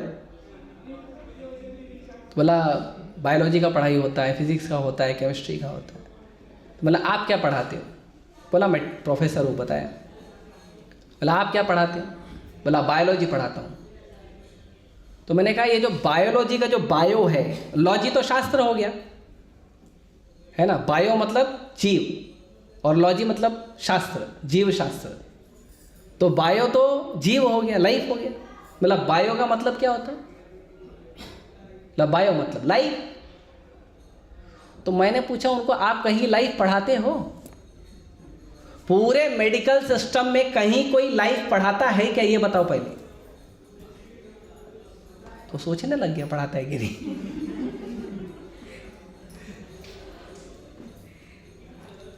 फिर बाद में बोला नहीं पढ़ाते हैं ना हम लोग, ऐसा थोड़ी है, पढ़ाते हैं तभी तो होता है, पढ़ाते हैं तभी तो होता है। तो मैंने बोला कि तुम्हारा पूरा मेडिकल सिस्टम, जितना भी रिसर्च जो भी कुछ होता है, इनोवेशन है ना, वो सब तो डेड बॉडी पे होता है, लाइफ पे तो होता नहीं। और लाइफ है क्या ये आपको पता है क्या? जो बायो मतलब लाइफ, लाइफ है क्या ये आपको पता है कि लाइफ मतलब क्या वस्तु होती है? पता है आपको? वो भी नहीं मालूम। अब रटा रटाया पढ़ के आया था, रट्टा मार के पास होते हैं, फिर बच्चों को रट्टा मरवाते हैं, बुद्धि तो लगाते नहीं है। सच में जितने भी स्कूल कॉलेज पर चल रहे हैं, जितने भी टीचर भी हैं, कोई बुद्धि नहीं लगाता है। बुद्धिमान होना चाहिए ना, शिक्षक को, अध्यापक को बुद्धिमान होना चाहिए। बुद्धि किसी में नहीं है, वो खुद रट्टा मार के पास हुआ। हाँ, आप सोचो, एक सिंपल बता रहा हूँ, ये क्लोज क्लास है इसलिए बोल रहा हूँ मैं। जो भी लोग पढ़ाई करते हैं, कोई भी आप स्कूल में कॉलेज में जाइए, कहीं पे भी जो पढ़ाई होती है, 100% सिलेबस कभी नहीं पढ़ाया जाता है। 60% 70% सिलेबस पढ़ाया जाता है, और 60-70% में भी लगभग 40% का उसमें क्वेश्चन बैंक बनाया जाता है।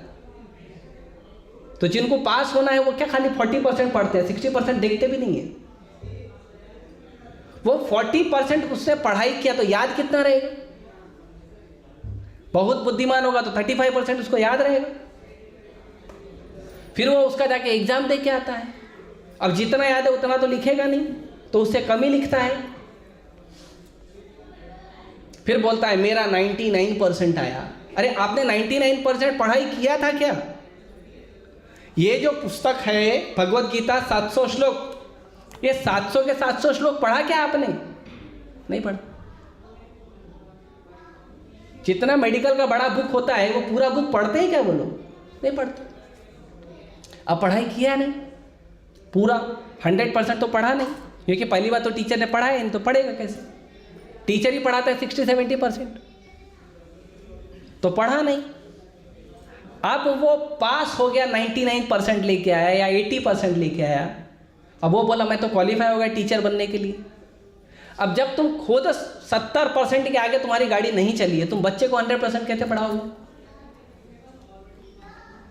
और तुम बोलते हो मैं टीचर हूं। कितना बड़ा धोखा है, खुली आंख से धोखा होता है। और हम अपने बच्चों को स्कूल में भेजते हैं, सोचते हैं हमारे बच्चों का चरित्र बन जाएगा। पढ़ाने वाला गधा है, हमको लगता है हमारे बच्चे को घोड़ा बनाएगा।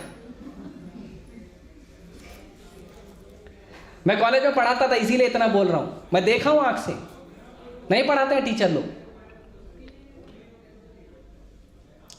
मैं कभी कभी कॉलेज में पढ़ाता था, पूरी चीजें तो मेरा विरोध करते थे मेरे स्टाफ मेंबर, इतना मत पढ़ाया करो, काहे के लिए इतना पढ़ाते हो, क्यों इतना बच्चों को पकाते हो? तो मैं बोला जाओ मेरे क्लास में पूछ लो बच्चे पकते हैं क्या? आनंद रहता, मस्ती करते थे हम लोग। तो इतना धोखा दिया जाता है मेडिकल साइंस में या बाकी जितना भी पढ़ाई है, मेडिकल हो, कॉमर्स हो, आर्ट्स हो, बैंकिंग हो, इसके लिए सबका पतन होते जा रहा है। 100% पढ़ाएंगे तो पतन क्यों होगा? ग्रोथ होगा ना। ये पतन इसीलिए हो रहा है लोगों का। और हम अपना जिगर का टुकड़ा बच्चा उसको भेजते हैं स्कूल कॉलेज, गीता नहीं पढ़ाते, भागवत नहीं पढ़ाते, और हमको लगता है ये हमारा जिगर का टुकड़ा जो है एक दिन चंद्रमा बनेगा, सूर्य बनेगा। अरे वो तुम्हारे घर का दिया भी नहीं बनेगा, और सच में नहीं बन रहा है। माँ बाप को उठा के वृद्धाश्रम में डाल दे रहे हैं। इसीलिए अगर उनको पढ़ाना है तो गीता भागवत पढ़ाइए और साथ में बैठ के पढ़िए। कभी कभी कुछ माँ बाप, प्रभु जी इसको तो ब्रह्मचारी बनाना है, इसको तो बड़ा भक्त बनाना, इसको अपने पास ही रखिए। अरे तो तुम ही रख के पढ़ाओ ना। नहीं आप रखिए। अरे मुझे रखना तो मैं विवाह नहीं करता मुझे रखना ही नहीं है, इसीलिए तो विवाह नहीं किया मैंने। है कि नहीं? तो इसीलिए हमें क्या करना चाहिए? खुद पढ़ना चाहिए, खुद उसका ध्यान रखना चाहिए। भगवान पूरी सृष्टि चलाते हैं। भगवान बोलते हैं मया दक्षिण प्रकृति सूयते सचराचरम, लेकिन कैसे? मया अध्यक्षेण। पूरी प्रकृति चल रही है लेकिन कृष्ण खुद चलाते हैं। कृष्ण छोड़ नहीं दिए किसी का भरोसा तुम चलाओ। तो बच्चे हमारे हैं तो हमें खुद ध्यान देना चाहिए कि हमारे बच्चे आध्यात्मिक रूप से आगे बढ़ रहे हैं कि नहीं। प्रभु जी के भरोसे छोड़ दिया, इसके भरोसे छोड़ दिया, कोई कोर्स चालू किया उसके भरोसे छोड़ दिया। क्या पढ़ रहा है बच्चा मालूम नहीं। इसके लिए होता है, आप देखो कॉलेज जाना मतलब, कॉलेज जाने का परमिशन, कॉलेज में एडमिशन होने का मतलब बंक मारने का परमिशन मिलना। जाके देख लो किसी भी कॉलेज में कितना % अटेंडेंस होता है। 50 के ऊपर तो कोई अटेंडेंस नहीं होता। और ये खुला धूल हमारे आंखों में झोंका जाता है और हमको लगता है देखो हमारा बच्चा पढ़ लिख के बड़ा आदमी बनेगा। अरे बड़ा आदमी तो छोड़ो, आदमी नहीं बनता वो बड़ा तो छोड़ दो। तो यहाँ पे बहुत, इसके लिए ऐसे ज्ञान को पढ़ते रहना चाहिए। ये सब पढ़ेंगे तो ये सब निकलता है, बुद्धि आता है। तो ये जो विज्ञान है, ये जो विज्ञान है, इस विज्ञान को भगवान बता रहे हैं अभी कि कोई मरता ही नहीं है। तो नहीं मरता है कैसे? तो भगवान अब एग्जाम्पल दे रहे हैं कि देहिनो अस्मिन यथा देहे। दो चीज है, देह और देही। देह मतलब शरीर और देही मतलब शरीर में रहने वाला आत्मा। इंपॉर्टेंट कौन है? आत्मा। शरीर इंपॉर्टेंट नहीं है। तो अब ये जो आत्मा है, ये आत्मा छोटे बच्चे में रहता है।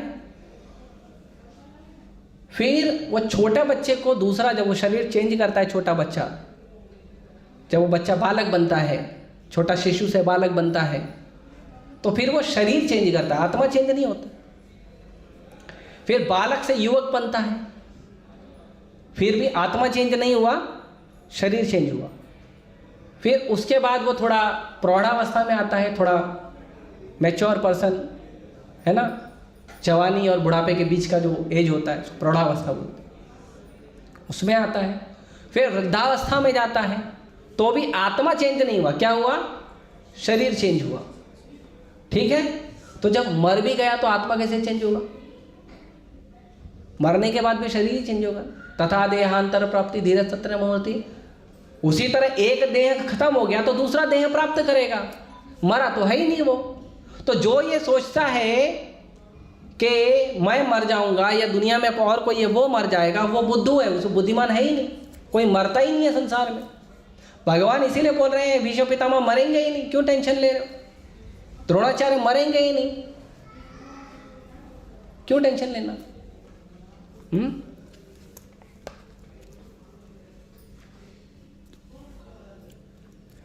प्रत्येक जीव एक वैश्वी आत्मा है। वह प्रतिक्षण अपना शरीर बदलता रहता है, कभी बालक के रूप में, कभी युवा, कभी वृद्ध पुरुष के रूप में, तो भी वो वही आत्मा रहता है, उसमें कोई परिवर्तन नहीं होता। यही वैश्वी आत्मा मृत्यु होने पर अंततो गत्वा एक शरीर बदलकर दूसरे शरीर में देहांतरण कर जाता है।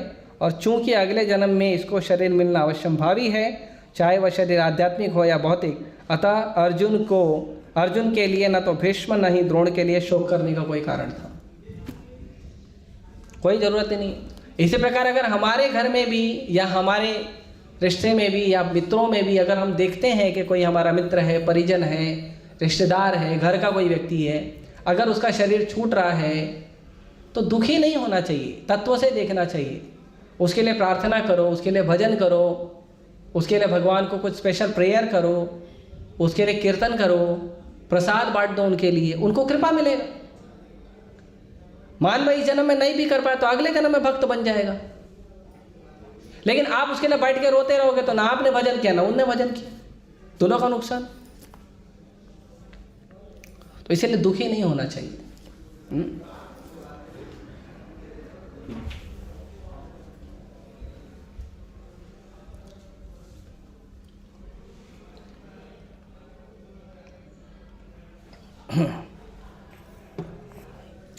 जिस मनुष्य को व्यष्टि आत्मा, परमात्मा तथा भौतिक और आध्यात्मिक प्रकृति का पूर्ण ज्ञान होता है, वही धीर होता है। इसके लिए धीर व्यक्ति कौन होता है? Stable mind person. धीर मतलब जिसका मन बुद्धि स्थिर है एक जगह पे। वो कौन होता है? जिसको आत्मा, परमात्मा, भौतिक प्रकृति और आध्यात्मिक प्रकृति सबका ज्ञान होता है। आज के समय पे समाज में लोगों को भौतिक ज्ञान है वो भी अधूरा है, आध्यात्मिक ज्ञान तो बोलो ही मत। भौतिक ज्ञान है वो भी अधूरा है। आध्यात्मिक ज्ञान के नाम पे थोड़ा बहुत 2-4 श्लोक पढ़ लिया, हनुमान चालीसा पढ़ लिया, इतना ही पता है, तो ऐसे लोगों को हम बुद्धिमान या ज्ञानी नहीं बोल सकते। ज्ञानी इसीलिए हम आचार्यों का अनुगमन करते हैं। आचार्यों को पूरा ज्ञान होता है, आत्मा का, परमात्मा का, भौतिक ज्ञान, अध्यात्म, सब ज्ञान होता है। इसीलिए कहा गया महाजनों ये न गता सपंथा। गीता भी किसी को पढ़ने आता है, भागवत भी किसी को पढ़ने आता है, पहले चेक करो वो महाजनों का पालन कर रहा है कि नहीं। जैसे मार्केट में बहुत सारे बाबा लोग हैं, गुरु लोग हैं, गीता सिखाते हैं, भागवत सिखाते हैं, पता करो जाके वो महाजनों का पालन कर रहे हैं क्या। महाजनों ने जो पद चिन्ह छोड़े हैं, जिन पद चिन्हों पे महाजन चलकर भक्ति किए हैं और इतने बड़े बड़े महाजन बने हैं, उनका पालन वो कर रहे हैं कि नहीं कर रहे, तुरंत उनको छोड़ दो, तुरंत छोड़ देना चाहिए। इस्कॉन या हमारा जो गौड़ीय वैष्णव संप्रदाय है, पूरे के पूरे 12 के 12 महाजनों की शिक्षाओं को लेकर चलता है। 12 के 12 महाजन सबकी, इसीलिए इतना प्रामाणिक है। गीता आ गया पढ़ने, भागवत आ गया पढ़ने, ये इंपॉर्टेंट नहीं है। इंपॉर्टेंट है कि आप क्या सच में ग्रंथ भागवत को भक्त भागवत के जीवन के अनुसार पढ़ रहे हो, वो इंपॉर्टेंट है। ग्रंथ भागवत होते हैं, भक्त भागवत होते हैं। ग्रंथ भागवत मतलब भागवतम पुराण, श्रीमद् भागवतम, और भक्त भागवतम मतलब वो जीता जाता भागवतम पुराण है। जो व्यक्ति भगवान से संबंध रखता है उसको भागवत कहते हैं। तो जो भगवान का शुद्ध भक्त होता है वो भी भागवत होता है। तो अगर हम पालन कर रहे हैं तो ठीक से पालन करना चाहिए। तो जो महाजन होते हैं, भागवत होते हैं, उनको पूरा ज्ञान होता है आत्मा का, परमात्मा का, भौतिक, आध्यात्मिक, कब, कहाँ, कैसे, किस परिस्थिति में, किस प्रकार क्या करना चाहिए, उनको पूरा पता होता है। इसीलिए उनका पाप भी पाप में काउंट नहीं होता, पुण्य भी पुण्य में काउंट नहीं होता। उनका पाप हो या पुण्य हो, सब भक्ति में काउंट होता है।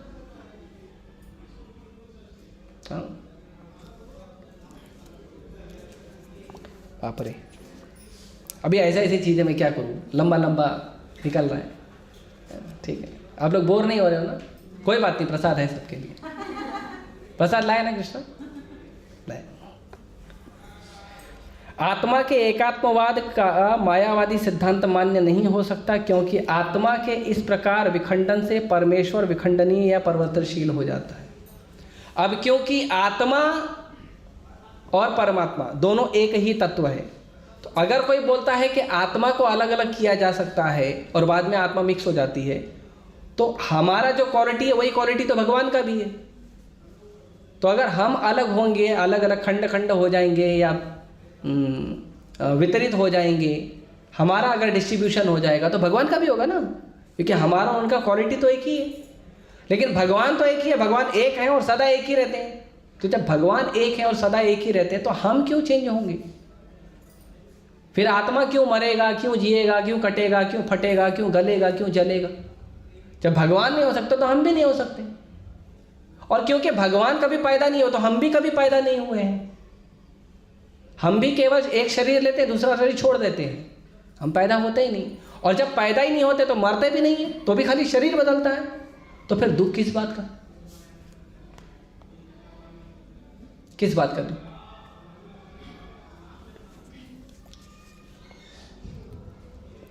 गीता में पुष्टि हुई है कि परमात्मा के खंडों का शाश्वत सनातन अस्तित्व है, जिन्हें शर कहा जाता है, अर्थात उनमें भौतिक प्रकृति में गिरने की प्रवृत्ति होती है। ये भिन्न खंड नित्य भिन्न रहते हैं, यहाँ तक कि मुक्ति के बाद भी व्यष्टि आत्मा जैसा का तैसा भिन्न अंश बना रहता है। तो जो भगवान बोलते हैं कि द्वामिमा पुरुषो लोके शर अक्षर एव च, भगवान बोलते हैं कि दो प्रकार के पुरुष होते हैं, एक शर होते हैं, एक अक्षर होते हैं। एक नित्य बद्ध होते हैं, एक नित्य मुक्त होते हैं। जो नित्य मुक्त होते हैं वो कभी संसार के बंधन में नहीं आते हैं, और जो नित्य बद्ध रहते हैं वो संसार के बंधन में आते हैं। जब तक वो शुद्ध नहीं होते तब तक वो मुक्त नहीं होते, और मुक्त होने के बाद भी अगर उनकी गलती होती है तो वो फिर बंधन में आने के उनका चांसेस रहता है, उनकी संभावना रहती है। और भगवान कहते हैं लेकिन ये जो दोनों हैं क्षर और अक्षर, इन दोनों से परे मैं परम भगवान, 15वें अध्याय में कहते हैं। तो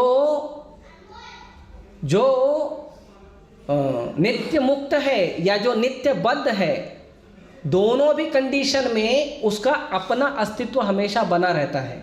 वो किसी में मिक्स नहीं होता और किसी से अलग नहीं होता है। वो नित्य बद्ध भी रहेगा, नित्य मुक्त भी रहेगा, तो भी अलग अलग रहेगा, और अगर शुद्ध भी हो गया तो भी वो अलग ही रहेगा। शुद्ध होने के बाद भी कहीं जाके मिक्स हो जाएगा, ऐसा नहीं होगा। तो हर एक जीव जो है वो अलग अलग जीव है। कोई भी जीव कहीं भी मिक्स नहीं होता, भगवान से भी मिक्स नहीं होता।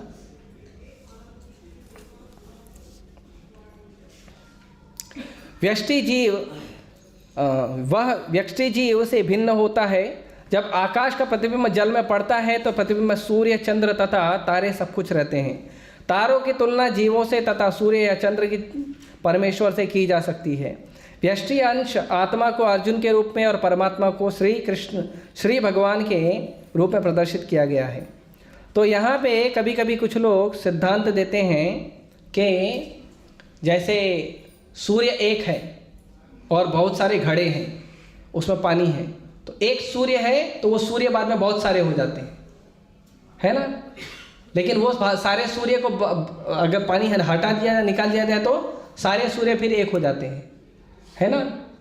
तो ये जो सिद्धांत है, ये सिद्धांत के अंदर भी देखा जाएगा कि अलग अलग सूर्य जो है वो अलग अलग पात्र में है, वो कभी मिक्स नहीं हो रहे हैं। ठीक है, ये थोड़ा सा डीप तत्व है, समझने में टाइम लगेगा। तो वो कभी मिक्स नहीं हो रहे हैं, वो अलग अलग हैं और अलग अलग हमेशा रहेंगे। तो वो जो अलग अलग जीव, वो अलग अलग जो सूर्य है, वो एक ही सूर्य की रिफ्लेक्शन है, एक ही सूर्य का रिफ्लेक्शन है। और वो जो प्रतिबिंब आप देख रहे हो, जो उसका आप क्या कहते हैं उसको, प्रतिरूप देख रहे हैं, वो प्रतिरूप जो है वो ओरिजिनल सूर्य का रूप है। ऐसा नहीं है कि प्रतिबिंब चेंज हो गया तो सूर्य चेंज हो जाएगा, वैसा नहीं होता है ना। तो शरीर बदलने से आत्मा नहीं बदलता, आत्मा वैसे का वैसा ही रहता है। तो आत्मा का अलग डेफिनेशन होता है, शरीर का अलग डेफिनेशन होता है।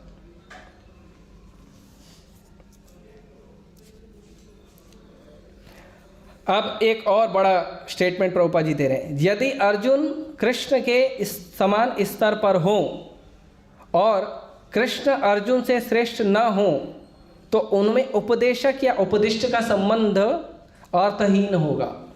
अगर अर्जुन और कृष्ण का पोजीशन सेम है तो एक ज्ञान देने वाला और एक ज्ञान लेने वाला, ये संबंध बेकार है। क्योंकि ज्ञान कौन देता है? जो ज्ञान लेने वाले से बड़ा होता है।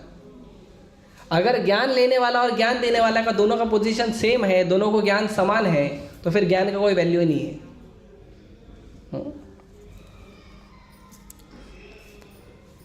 ऐसा उपदेश व्यर्थ होगा क्योंकि माया के चंगुल में रह के कोई भी प्रामाणिक उपदेशक नहीं बन सकता।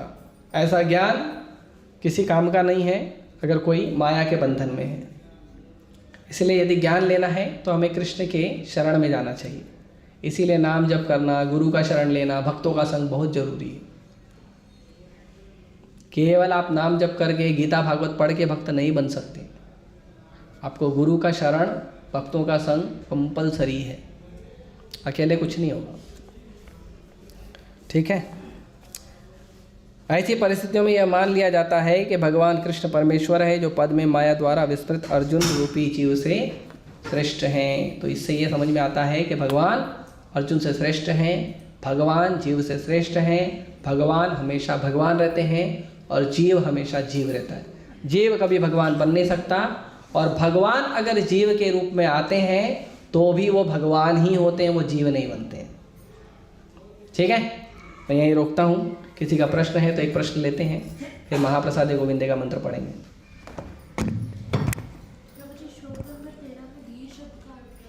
क्या लिखा है? धीर। स्टेबल माइंड, जिसका मन बुद्धि एकदम फिक्स रहता है। मतलब धीर व्यक्ति का मतलब होता है कि उसके पास बहुत बड़ी खुशी भी आ गई तो भी उसको कोई फर्क नहीं पड़ता है, और बहुत बड़ा दुख भी आ गया तो भी वो रोता भी लगता नहीं। वो अपना ड्यूटी पे फोकस रहता है, जैसा नॉर्मल नेचुरल काम कर रहा है वैसे ही करता है। इसका एग्जाम्पल है प्रभुपाद जी। प्रभुपाद जी जब प्रचार करते थे तो प्रभुपाद जी को किसी ने सहयोग नहीं दिया, किसी ने सहायता नहीं दी, और कितना कष्ट सहना पड़ा, लेकिन फिर भी प्रभुपाद जी अपने प्रचार में लगे थे। और जब प्रचार में प्रभुपाद जी सफल हुए, पूरे दुनिया भर में प्रभुपाद जी के इतने सारे शिष्य हो गए, इतने सारे मंदिर खुल गए, इतने सारे ग्रंथ बटने लगे, तो भी प्रभुपाद जी अपना नॉर्मल सिंपल प्रचार कर रहे थे। तो भी प्रभुपाद ने प्रचार को एकदम डैशिंग वैशिंग तरीके से बढ़ाने का प्रयास नहीं किया। सिंपल, भजन करो, प्रचार करो, प्रसाद खाओ, सेवा करो, बस बात खत्म, एकदम सिंपल। जब दुख था, कष्ट था, परेशानी थी, तो भी प्रभुपाद जी वैसे थे, और जब प्रभुपाद जी तो अथाह का इतना संपत्ति वैभव आ गया तो भी प्रभुपाद जी सिंपल वैसे ही थे। वो कभी उनका कभी चेतना बदला नहीं। जब वृंदावन में थे तो भी वृंदावन में थे, जब अमेरिका में गए तो भी वृंदावन में ही थे, तो भी वो अमेरिका में नहीं थे। ठीक है, यस। और कुछ किसी का प्रश्न है ऑनलाइन?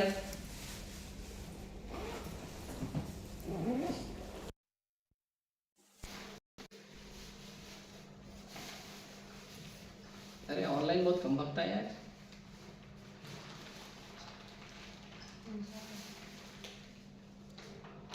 ठीक है, यस।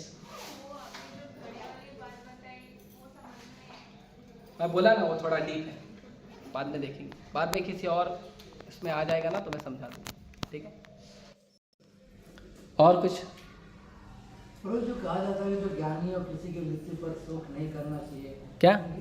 जो ज्ञानी व्यक्ति है किसी की मृत्यु पर शोक नहीं करना चाहिए क्योंकि आत्मा को और एक नया शरीर मिलता है। हाँ, लेकिन प्रैक्टिकली प्रभु जी बहुत ही डिफिकल्ट होता है क्योंकि मोह है, इनसिक्योरिटी है, उसकी अटैचमेंट है। तो भगवान इम्प्रैक्टिकल बोल रहे हैं क्या? नहीं, अप्लाई करना मतलब तो वो आपके लिए मुश्किल है ना, भगवान थोड़ी गलत बोल रहे हैं। नहीं, वो नहीं बोल रहा हूँ, भगवान थोड़ी गलत बोल रहे हैं, भगवान सही बोल रहे हैं। आपके लिए मुश्किल है, आपके लिए मुश्किल है क्योंकि आप उस कंडीशन में हो। आप अपने आप को इम्प्रूव करके भगवान की कंडीशन में लेके आओ, एक धीरे व्यक्ति के कंडीशन में लेके आओ, तो फिर आप भी वैसे ही हो जाओगे, आपके लिए मुश्किल नहीं होगा। समझे? जैसे कुछ लोग हैं हमारे मंदिर में ज्वाइन किए हैं, पहले नॉनवेज खाते थे, तो बोलो नॉनवेज छोड़ो, नहीं छूटता था, बहुत मुश्किल होता है। हरे नाम किया, भक्तों का संग लिया, प्रसाद पाया, छूट गया। अब उसको नॉनवेज को मना करने में प्रॉब्लम नहीं होता है, अब उसको मुश्किल नहीं है। पहले मुश्किल था, अभी मुश्किल नहीं है। पहले कुछ लोग कांदा लहसुन बहुत पसंद था, अभी उसकी तरफ देखते भी नहीं है। कोई ला के बना के बढ़िया बना के सजा के भी दिया तो भी नहीं खाते। तो मुश्किल है क्योंकि हमारी परिस्थिति हमने मुश्किल बना के रखी है, हम उतने कमज़ोर हैं। आप मजबूत हो जाओ, कमजोरी दूर कर दो, फिर प्रॉब्लम नहीं होगा। समझे?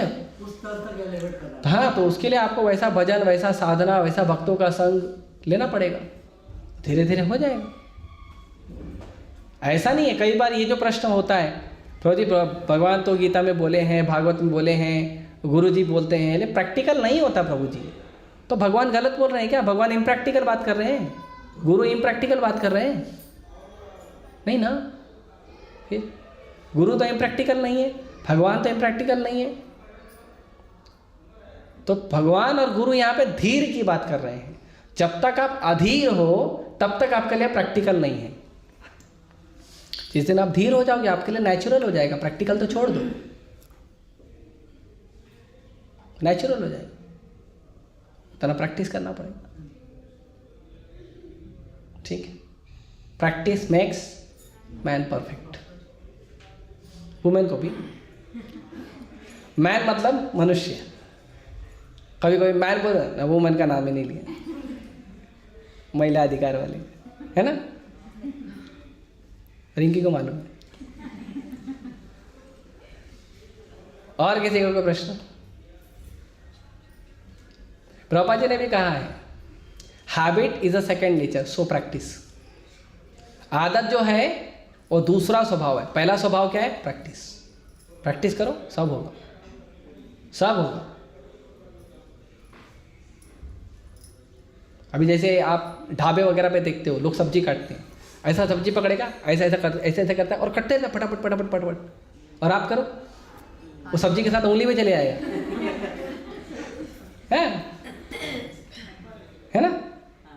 क्यों? प्रैक्टिस।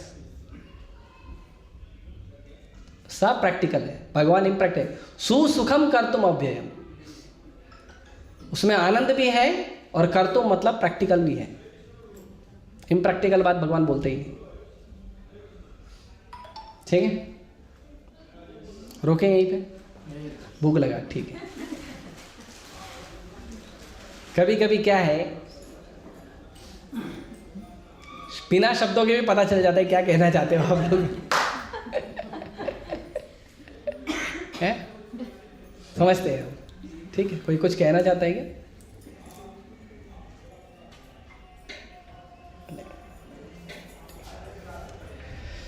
ठीक है। भगवत वाणी भगवत गीता की जय, श्रील प्रभुपाद की जय। हरे कृष्ण।